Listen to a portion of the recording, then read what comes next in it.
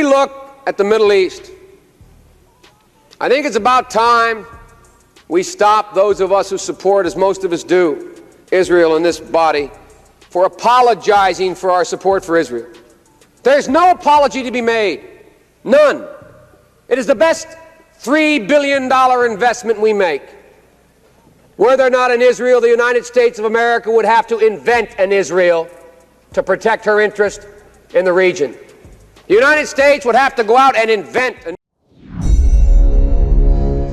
Joe Biden adalah politikus karir yang panjang, lebih dari 40 tahun pengalamannya. Dia adalah Partai Demokrat sejati. Puncak karirnya adalah 2 kali jadi wakil presiden selama 8 tahun dan kali ini dia menjadi presiden Amerika yang ke-46. Di tahun 1986, dia pernah berbicara di Kongres dengan sangat jelas akan langkahnya ke depan terhadap Israel. Dan video di awal tadi ada kalimat bahwa Israel adalah the best investment we make, adalah $3 triliun investasi terbaik yang Amerika lakukan. Ini angka yang gila untuk nilai $3 triliun di tahun 1980-an, di mana saat ini 4 tahun ke depan anggaran perang Amerika itu $3 triliun juga, tapi ini tahun ini. Dan di tahun 1986 angka tersebut. Katanya jika tidak ada Israel, Amerika tetap harus buat Israel untuk melindungi American interest. Apa sih interestnya Amerika? Interest Amerika adalah mengendalikan energi negara-negara Arab, mengendalikan minyak bumi dan gas negara-negara Arab. Amerika harus menciptakan Israel. Biaya $3 triliun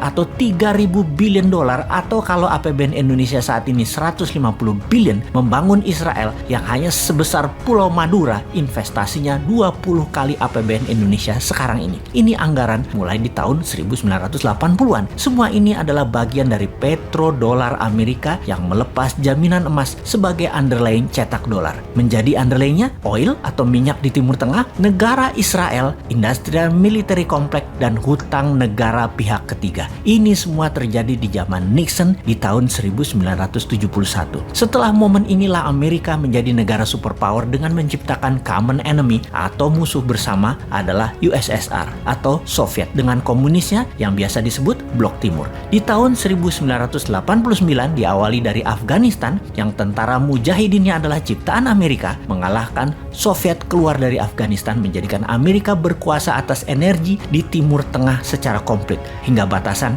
Afghanistan dan Pakistan. Di tahun 1991, rubuhlah Soviet Union dipuncaki dengan rubuhnya tembok Berlin. Gorbachev kala itu, petinggi Soviet, membuat gerakan perestroika dan glasnostnya membuat Soviet pecah dan Rusia menjadi negara bergaya baru. Tidak puas dengan langkah mengalahkan Soviet, Amerika berlanjut membelah 16 negara Balkan seperti Kosovo, Bosnia, dan banyak negara lagi di selatan Rusia yang ujung-ujungnya pakai nama Istan-Istan. Negara Istan-Istan yang kaya akan minyak semua saat ini sudah di tangan Amerika. Amerika secara kendali atas produsen minyak, distribusi minyak, hingga saat ini masih memegang 80% cadangan minyak dunia. Strategi berikutnya adalah membangun market dan membangun kebutuhan atas minyak bumi dengan menciptakan negara produsen untuk produk murah dan retail. Negara itu yang dilirik adalah Tiongkok. Tahun 1984, Ronald Reagan dan Deng Xiaoping menandatangani treaty atau perjanjian penting di mana Amerika akan invest dengan nilai yang sangat besar hingga $1 triliun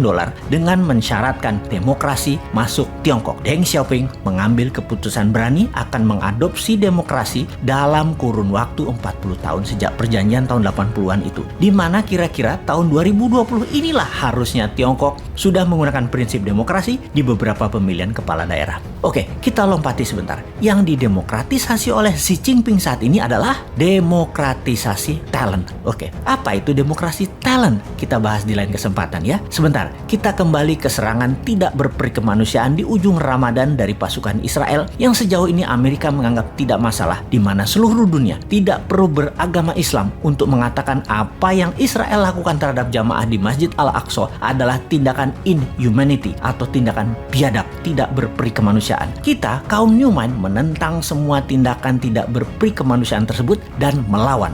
Bagi kaum Newman yang sebel adalah tembakan-tembakan setelah kejadian penyerangan yang terjadi antara pasukan Hamas dan Israel. Ternyata keduanya memakai mesin perang senjata Amerika. Rudalnya, RPG-nya, roketnya, bedilnya, anti rudalnya. Diperkirakan sehari biaya perang Israel-Palestina bedil-bedilan saat ini nilainya sudah mencapai 1 billion atau 1,5 triliun rupiah. Sudah hampir 2 minggu. Amerika, Rusia, Israel, dan Afrika Selatan, 4 negara utama inilah penyuplai perang 2 minggu selama ini yang terjadi di Yerusalem dan di permukiman penduduk sipil Israel Palestina. Bagi globalis, ini business as usual. Membunuh manusia untuk dagang, hal itu biasa bagi globalis. Termasuk serangan COVID babak kedua dimulai dari India. Dan jangan pikir nggak ada COVID babak ketiga ya. Satu sisi ada yang memahami ini adalah perang suci dua agama. Satu sisi melihat ini adalah business as usual. Di sisi lain ini adalah tindakan tidak berperi kemanusiaan anti